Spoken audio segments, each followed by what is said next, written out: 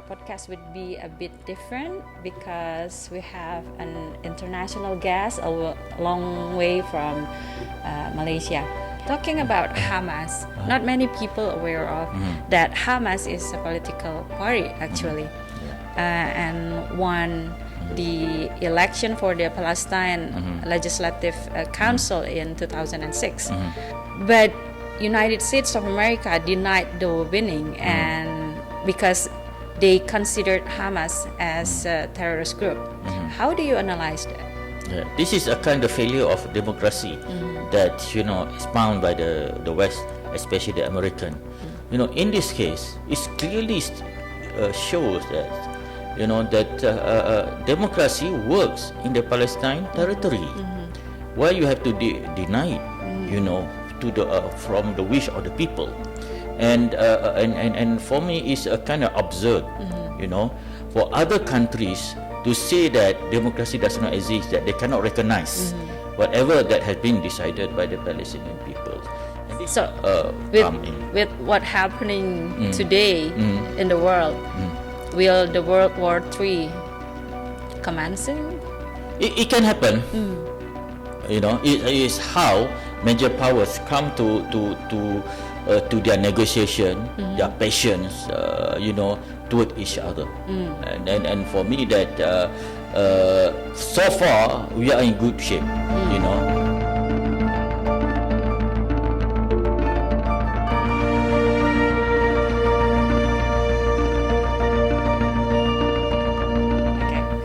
Assalamualaikum warahmatullahi wabarakatuh. Good morning, Sampurasun. Thank you for tuning in to our podcast today. Our podcast would be a bit different because we have an international guest a long way from Malaysia. I will introduce our guest today. Our guest today is Professor Mohd Kamarulnizam Abdullah. He's an expert on international studies and is currently working at the University Kebangsaan Malaysia.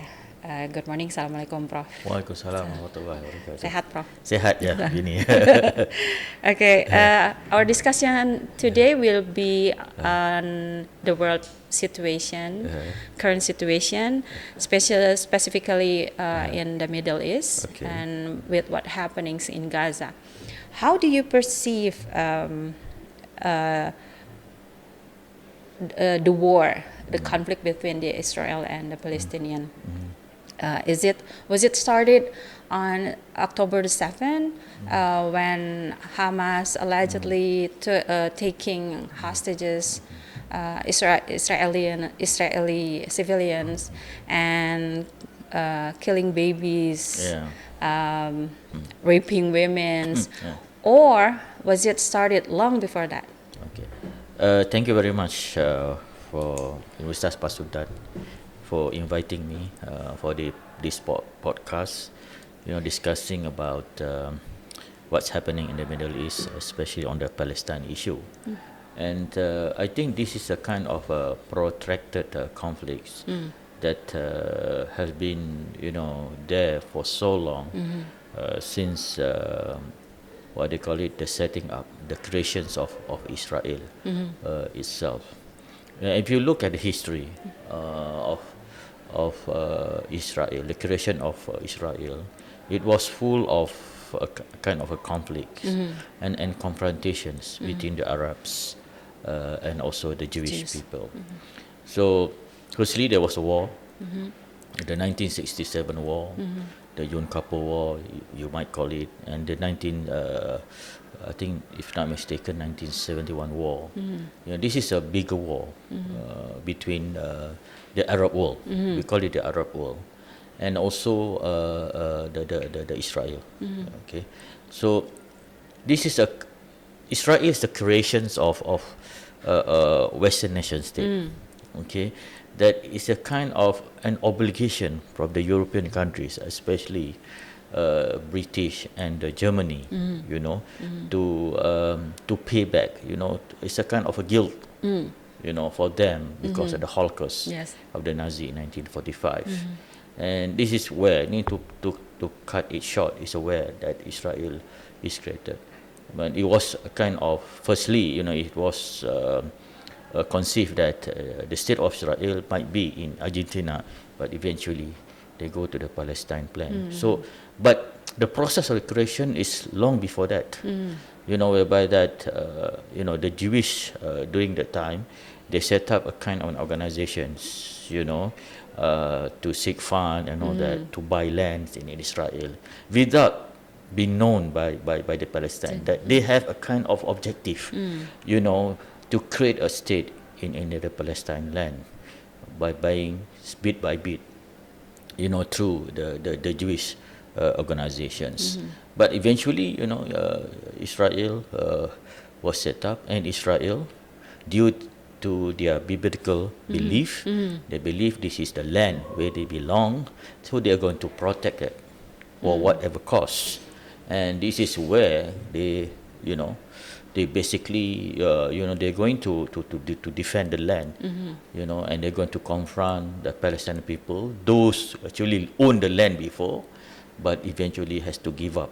Okay, first, due to the disunity among the Palestinians during that time, and second is, most important thing is the support, the full political support that Israel get from the European countries, especially in this case, United States, because many and powerful Jewish lobby in that. So they are doing whatever they can do, to protect their land. They call that their land, destined to be the promised land, what they call it. So eventually, once you are supported by major powers, by the Western powers, regardless whether you are talking about, especially the American, they are talking about human rights, they are talking about other human security, survival, and all that. But in the case of Israel, the American and the European tend to backtrack. They just allowed it to happen, and this is not the first. And I think a lot of conflict happened since the creation of Israel. You can see the series of it. But the most contemporary that we know, and especially the new generations, they know about the Intifada, and all that. But if you go to 1940s, 1950s, 60s, a lot of conflict that happened. But during that time, there's no internet. There's on social media. So we receive news a little bit later. And the Western media only reported the major conflict, like Yom Kippur War and all that. But we do not know the small conflict that happened in Israel and between Gaza, in Gaza, and also in West Jordan. Okay, and basically, the 1960 war leave Palestine with a little land. That's how we have Gaza and West Bank, and also we have Gaza. This is it. It's a kind, for me, is that Western country is kind of stupid for me. In order to solve the political impasse, between the two groups, they divide the group into several territories. I'm going to look at it, and they do it now. Like the Timor-Leste. There's a kind of one enclave of Timor-Leste, surrounded by Indonesia. They did it during the Cold War period between East and West Germany, and now North and South Korea. And Palestine is another failure of Western political gambits on how they create states. They divide. Basically, for me, it's a kind of purpose strategy to basically to weaken Palestine. Because you are divide Palestine into West Bank and also Gaza, and in between is the Israeli territory. And this is how if in that particular situation, I'm going to go up and then protests and all that, you know, that I have been surrounded by Israel, and I cannot get access to the other part of the territory. And at the same time, you know, Israel, once they get the land, basically they are discriminating against the Palestinians. Right. And this is basically, you know, a kind of a political demand, and for me is that the plight of Palestine that you have to understand, that, you know, this is purposely done by the West, that, you know, for them to pay whatever guilt that they had before, you know, and basically, you know, the victim is the Palestine people. People. Yeah. Okay. Yeah. Talking about Hamas, not many people aware of, especially the youngers, or if they, if people know, but they tend to. They may forget that Hamas is a political party actually, and won the election for the Palestine Legislative Council in 2006. But United States of America denied the winning, and because they considered Hamas as a terrorist group. How do you analyze that?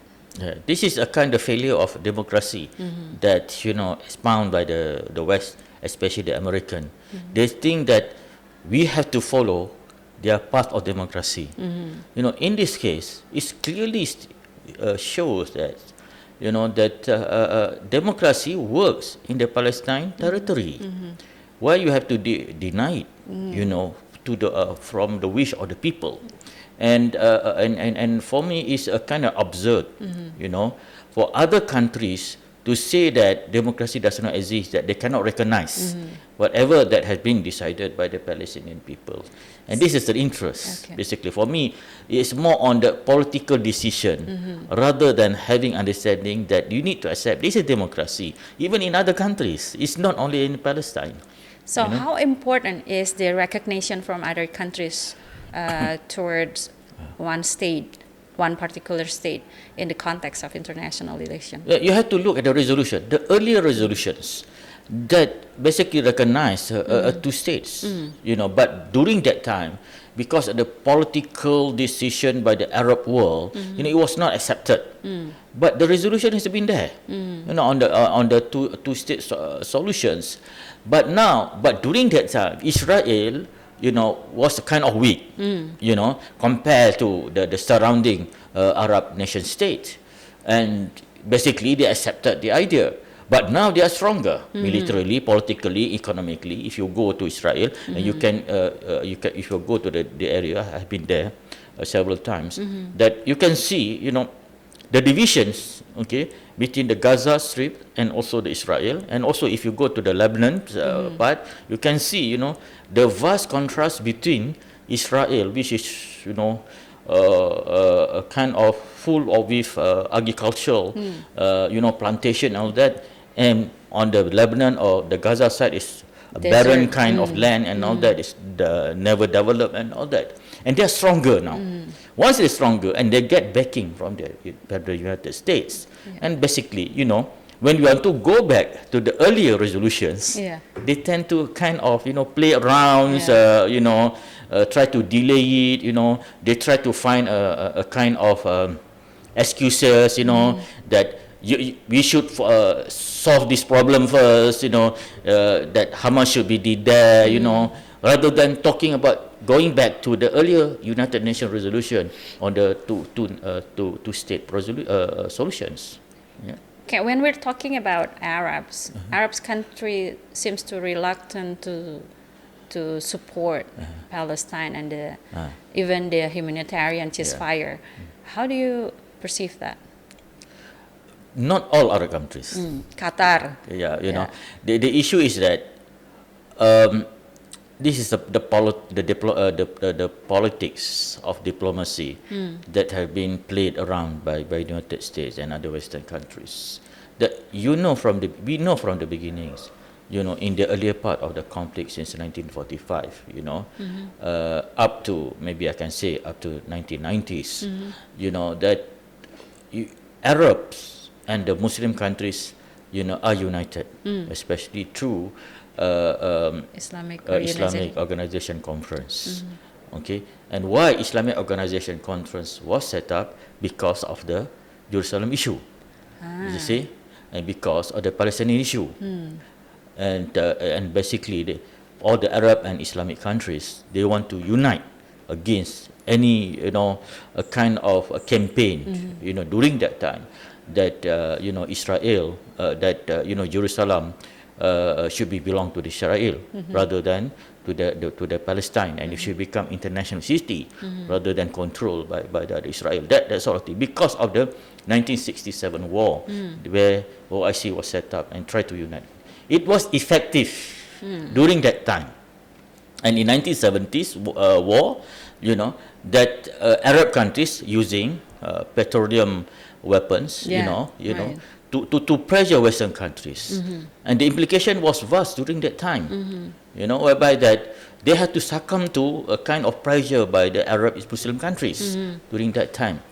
But if you may know that how to weaken OIC, this is always the agenda of the American and Israel. We know that they know that basically that OIC has been very strong during 1960s, 70s, and 80s. To set aside whatever, to reject any recognition of Israel as a nation state. But basically, the politics is always dynamic in the Middle East. U.S. was able to persuade Egypt, and later Jordan, to recognize Israel and to have a kind of peace treaty with Israel. But there was, although it's a kind of a major development, but Egypt and Jordan was not a kind of so-called big power in the Middle East. What the Western need to tackle is the big two, Saudi Arabia and Iran. Okay, these are the big two that have influence in the Middle East, and we know that Iran and Saudi Arabia, they cannot go eye to eye because of the political differences. Sunni and Shi'i and all that. This has been there for such a long time. And Western countries, US and Israel, know that they cannot tackle Iran because Iran political orientation since the 1917 Iranian revolutions has been different. Iran used to be the pro-Western, having a pro-Western policy during the Shah period. But during the Mullah period, they're always antagonistic against the Western countries. So how to tackle the others? The first stage is basically, to tackle all the Arab countries, the Gulf countries that has been very, very rich, but at the same time, they are not politically secured. Okay? So this is the problem. So you know that Saudi Arabia, who created Saudi Arabia? Saudi Arabia was created by the British by giving support to the Saud family to govern the whole Hijaz during that time. Although they had Hashemite kingdom during that time, when Hashemite kingdom becomes smaller and only rule Jordan, whereby that Hashemite kingdom is basically controlling Mecca during that time. But through the support of the British colony during that time, Saudi managed to get the power and control the whole the Arabian Peninsula. Okay, and they're going for the UAE because UAE they have a kind of 7 or 6 emirates in that, and they cannot tackle Bahrain because Bahrain is basically having more Shi'i than Sunni in their population, so they are inclined toward Iran. These are the countries that basically can provide not only political support but also logistical support to any Western intentions if in the future there's a conflict. So they have a logistical support. They cannot get in Yemen, because Yemen has been in what they call it in continuous conflict with the Houthis and also the Yemenese government. The Houthis supported by the Iran, and the Yemeni government supported by Riyadh. So they have to tackle these two first, because why? Saudi Arabia is controlling Mecca and Medina. Mecca and Medina is basically very sentimental, having a kind of very sentimental values or elements to the Muslim. And basically, once you tackle that, Saudi should support any peace initiative and should reject any conflict or the use of force or the use of violence in the process and dealing with Israel, then you already got a very strong, ally in your campaign to recognize Israel. Okay, so Saudi Arabia, and furthermore, for other non-Arab Muslim countries, to criticize Saudi Arabia is very sensitive. It's just like when Iranian criticized Saudi Arabia in 1 year, the Iranian pilgrimage were not allowed to perform their Hajj.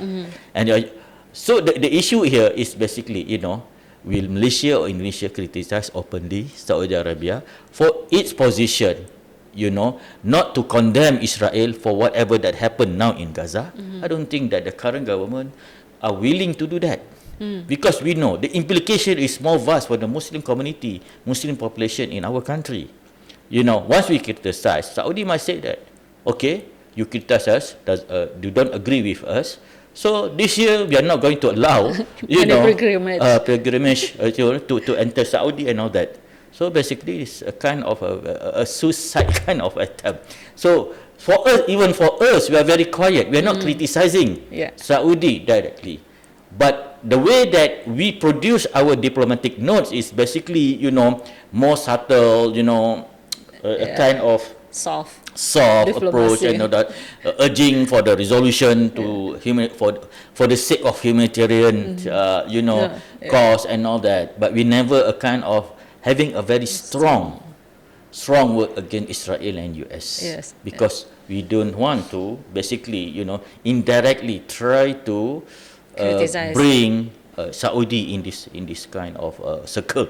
See, you're talking about Bahrain. Bahrain support United States to go to wagging the war with Yemen. So why? Because the populations of Israel is mainly Shia, but Bahrain is controlled by the Sunni government, but Shia is basically more than 50% of the populations. So Bahrain regime is not really stable. Even when you're talking about Saudi, the Western Saudi part is basically mostly Shi'i. Okay, only the western part of Saudi is Sunni. So a lot of conflict actually that we never been exposed is basically a lot of confrontation between the Saudi force and also Shi'i militia in, for example, in Daman, all this in the eastern part of Saudi, and this is the region where where the oil is found, rather than in the eastern, in the western part. So basically, oil is in the Saudi territory of Shi'i population. So in that particular aspect, you can see that the Saudi I call it regime, they are not secure. Because of the opposition by the Shi'i population in the western part, in the eastern part. So they need a kind of external support to ensure that their regime survive. And this is also happened in Bahrain, because you are Sunni government but controlling a kind of more than 50% Shi'i populations. So you're not going to having a kind of good relation with Iran.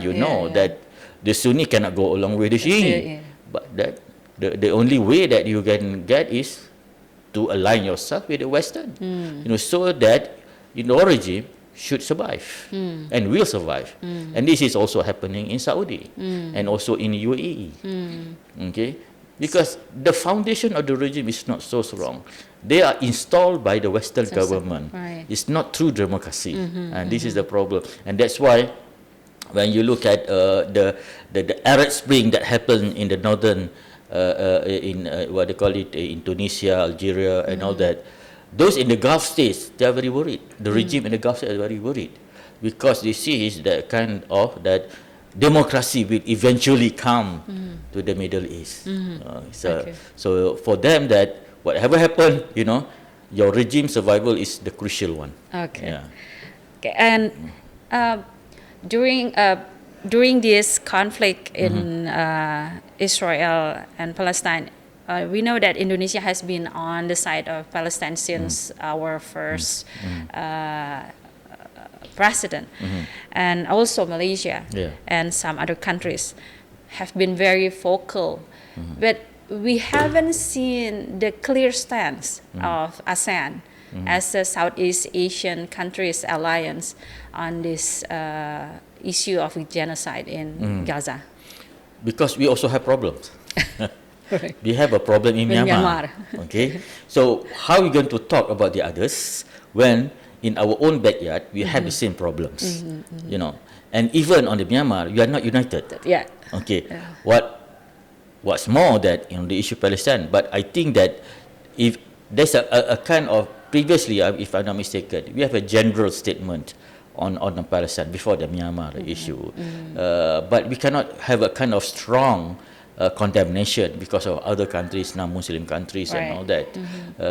But I think there was some ASEAN summit statements, urging for the peaceful resolutions of the Palestinian conflict. But nowadays, that's why number one is basically, this genocide also happened in our backyard. Secondly, we have a new generations of leaderships, which preoccupied with the local politics. Okay, you look at Malaysia. We have problems now. Politically, we are not stable. Always a kind of news about the current government might be go down. There's a new government will come up. Look at Thailand is not stable, still governed by the military junta. And other countries, that you're talking about Brunei. Basically Brunei is a kingdom. And Indonesia, even Indonesia, you are not united on how you're going to deal with the Palestine issue, and the politician is more preoccupied. Number one is the problems of economy. Right. Okay, this is the problem. So we and also the political stability, because these two aspects are interrelated. You see? So we are focusing more on our domestic issue rather than looking at outside. It's different. But for example, during the Soeharto period, during the Mahathir period, because during the Mahathir period in Malaysia is a booming economy. So Mahathir focusing on the external part. So very what they call it, very critical on US, very critical on Palestine, and all that.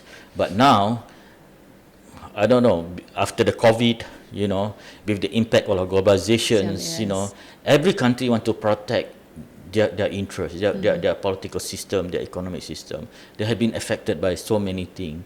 So people now basically exposed with all the issues and all that. And for them, that number one issue is about the economic well-being before you're talking about the others. Okay. And more than 100 countries has been demanding for ceasefire to be implemented in Gaza. However, USA, as a permanent member of UN Security Council, vetoed the resolution. And do you think that the existence of permanent members of UN Security Council and the right to veto is still relevant with the development of the international? The question of relevance, and I think the discussion and the debate on the structure, the current structure of Security Council has been there for such a long time. It has been discussed during my undergraduate years. Whether is it a kind of a justice for the international system. Yeah. Whereby that only 5 countries, Yeah. control the whole world. Yeah. If the issue does not in line with their agenda, they will veto. Basically, and you can see if you Google and all that, it has been basically United States that's used the veto power compared to Soviet Union and now Russia, and most of the veto powers is basically on the issue in the Middle East by the US. The rationale by the major powers is that all these major powers that sit as the permanent members are the winners, the victorious of the World War II. Okay, so they say that they are the ones that bring peace to the world, except I think except China, because China is another product of Cold War rivalry that basically China become the what they call it, the victorious powers during the what they call it, World War II. But the others, Britain, France, US, and who else? Germany. Russia. Russia. They are the victorious power of World War II. Who wrote the history? Who wrote the history? Who wrote who set up the United Nations? Because the failure of the League of Nations. Okay. So as long as the system is controlled economically, politically by the major powers, nothing you can do. You can talk about it, you can discuss about it in the classroom, for the purpose of academic. In reality, the real politics of it, you cannot do it unless there is another war, major war, Third World War, whereby that United States will become, will be defeated, and there will be a new power that going to having a new international system. That one can happen. But as long as we are the current Westphalia international system controlled by few major powers, we cannot do anything about restructuring United Nations. I'm quite realistic about it. For me that you're going to have an idealist view, but realistically that it can be happen in the next 50 years until another world war come in. With what happening today in the world, will the World War III commencing? It can happen. It is how major powers come to their negotiation, their patience, toward each other. And for me that so far we are in good shape. Since 1945, we do not have a world war. We have a proxy war. We have a regional war. When you compare between World War I and World War II, it's basically a period of 50 to 20 years, and we managed to have it more than 60 years without the war. And international system, for those who are taking international relations and all that, you have, I think some of you might not read basically, but might come across a book, The Rise and Fall of the Great Powers, because it's the history. We have history of civilizations or empire, the earlier period, and that empire fell down and emerged a new empire and all that. And at one time in 1800, the empire was controlled by the British, and it was known as Pan-Brexicana. The major power, the system, the international system, was controlled by the British and the European system. But since 1920s, the international system, with the fall of British, because of the fall of its empire all over the world, and there's a rise of another power, which is United States. So the United States is basically, emerged as a major power since 1945. So they only have 60 years as a major powers, whereby Brexicana, Britannia is basically 200 years. Britain become a major powers for more than 100 years. Right. But now we are in the system whereby that the major powers is controlled by United States. Only 60 years. Yeah. So we have a long way to go before we can talk about having another power. For me, that the rise and the fall of the major powers is basically due to some major war and all that. Then we can see a new power will come into the system. Okay. Russia and China is the rising power. They try to become a rising power. But for me, that so far, even Russia, when we're talking about the Gaza conflict, they never issue any strong statement condemning Israel or condemning US. They call for immediate ceasefire and all that. But are they going to do more than that? I haven't seen that. I haven't seen a kind of a concrete action by China and Russia. Russia has been preoccupied with Ukraine. Yeah. Okay, China will have been preoccupied with so many things. It's Uyghur issues, and is ambitious to expand its influence to all over the world and all that, and his what's called quote unquote Cold War with the United States, economic Cold War. So they have interest and in the Middle East. So they don't want to provoke government in the Middle East. That's why they kind of like other countries like us, Indonesia and Malaysia. They tend to be a little bit passive in their approach on the Gaza issue. Okay. On 11 and 12 January, last January, South Africa and 57, supported by 57 countries, including Malaysia, has filed a lawsuit against Israeli under the Genocide Convention. Do you think that South Africa really have the case? It depends, because the case was presented for 2 days. The first day was a kind of preliminary hearing by South Africa and Israel. Israel brought the issue under the Conventions of Prevention and Punishment of the Crime of Genocide 1945. This is a United Nations conventions. Yeah, this is a convention basically to address the issue of Holocaust, basically. And it was addressed to the Jewish as a kind of payback, say, for the world to say sorry, right. to the Jewish. But ironically, in 2023, it was the Jewish and the Israel that doing this genocide. Victim become the perpetrator. Perpetrator. So it's kind of ironic for me. Irony in terms of that Israel has to show that genocide did not take place.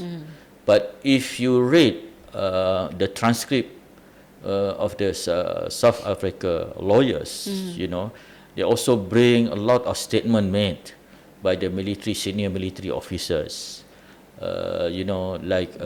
And also statement by Benjamin Netanyahu, as if that they objectively want to get rid of the Palestinian people. For example, one senior military Israel officer, they say that you kill all the animals. The ethnic cleansing. So the case, even the speech itself has been presented to the court.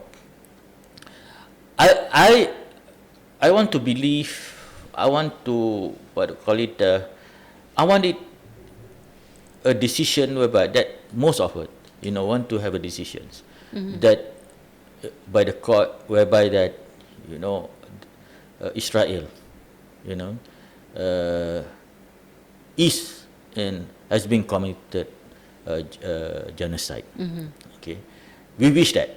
So we wish that the decision will be made.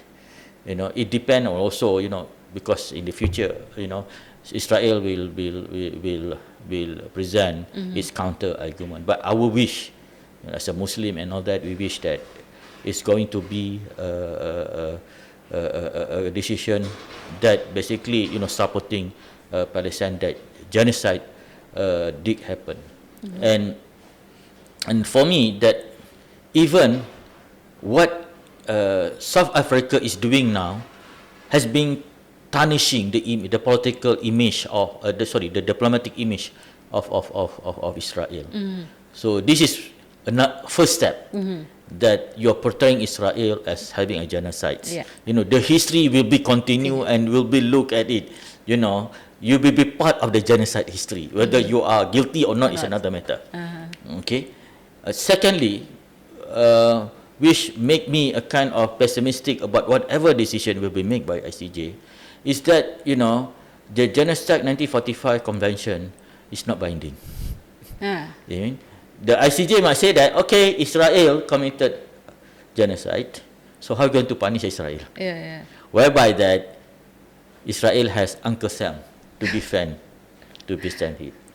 So nothing can, you cannot impose a kind of what they call it, sanctions. Maybe other countries, you know. Look what Ghana has done in 2020, brought Myanmar to ICJ, you know, arguing that Myanmar has committed genocide, and ICJ made a kind of partial decision on that. But still, genocides happen in Myanmar because China did not impose any sanction against Myanmar because China has interests.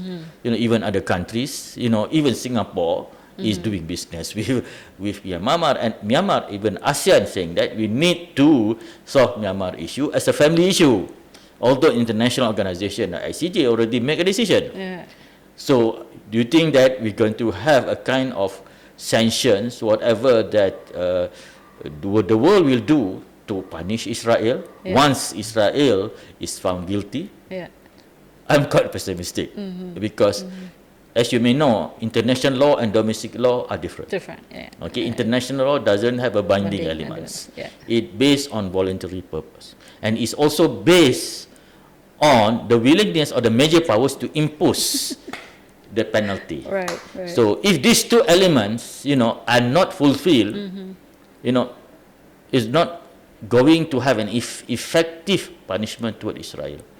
But on the moral side, yes, it is a kind of moral victory for the people, for us, for the Islamic country, for other countries that supporting South Africa to this case is a moral victory for us, saying, look, Israel has committed suicide, whether you like it or not, and you are the culprit.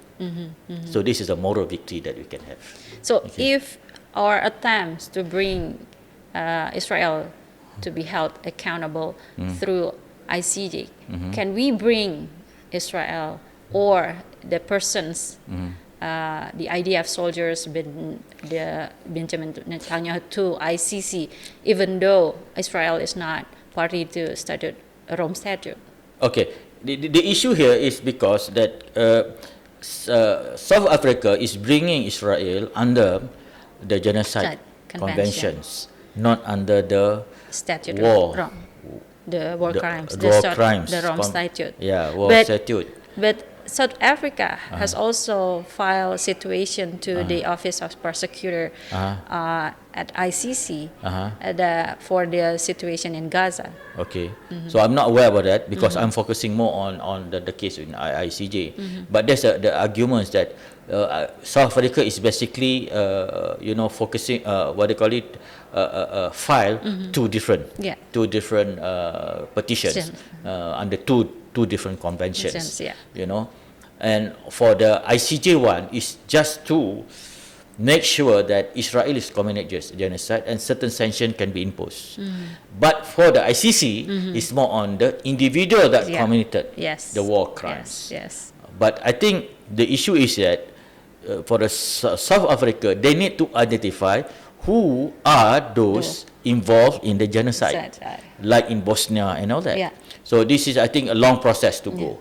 But for me, that the focus should be on ICJ because it's more on the political, you know, strategy for the world to bring Israel to the justice. system. So this is the eye-opening and mind-opening strategy, kind of strategy. Yeah, it's for a the world. strategy. Yeah, but I wish that it should be a Muslim countries that bring this case rather than Right. South Africa. I agree. But South Africa Agree. has its rationale because they had experience on genocide during the apartheid period and all that, and we understand. But I do hope that even other Muslim countries should become an active member of this case, rather than just having a kind of moral support. The Western countries has been big supporters for Israel and seem reluctant to stop this war and genocide. So can we? Does it make them complicit to genocide and also can also be held accountable? They are quiet. Yeah, when you're talking about Western countries, except one, Turkey. Yeah. People say that Turkey is a Europeans. Turkey always see itself a European countries rather than Asian. So, but it's a Muslim European countries. When you say Western country, Bosnia is a Western countries, but basically I'm not very sure. Some major powers. We are talking about the major powers. This is a kind of a challenges to them. They have to mince their word. You are talking about human rights. You are talking about the rights of the population. Okay, you are talking about the survival of ethnic and race and all that. You have been the champion of the human rights, but basically you are keeping a close eye on this Gaza issue. So I think if you look at all the write-up and also the comments, even the social media, even in the newspaper and all that, you can see that people has been disillusioned by the Western concept of human rights and democracy. You cannot talk the walk. You are championing on one aspect, but basically you are not engaging yourself to prove that you are doing that. So what kind of people is? For me, is hypocrisy. Yes. Of the West. I agree. Yeah. Okay, one last question, Prof. Nizam. Is two-state solution is the best solution? I believe that we don't have choice. Two-state solutions whereby that I'm not supporting Israel. Okay, but how are we going to end all this conflict since 1945? Are we going to have another 100 years of conflict? So whether you like it or not, we need to have a two-state solution. And even I think there's a changing perception and opinion among Muslim and Arab countries on this issue. Especially in the Arab worlds, they were very adamant on not to have Israel as a state. But now you can see that there's a changing opinion on that. And we cannot reject. I don't think that we cannot reject the idea that we need to recognize Israel. To give at the same time, the right of Palestine to have its own state. If you if you don't want to recognize Israel, regardless, in the next 100 years, we cannot get Palestine as a state. Go for the two-state solutions. Then we have other issues, the status of Jerusalem and all that. We need to solve it later. But we have to solve the fundamental issue here, two-state solutions.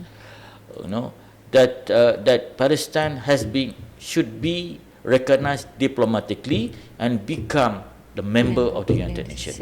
Yeah. But in order to have that, we have to sacrifice lah. But we have to recognize Israel. So what else we can do? Okay, you have the choice: having a continuous war forever, or having a kind of two-state solutions. Okay, thank you very much for our fruitful discussion today, Prof. Nizam. Hopefully, our discussion today will be an eye-opening and mind-opening for our students and for the viewers of this podcast. And see you until the next podcast. Thank you. Thank you very much. Okay. Have a nice day. Yes.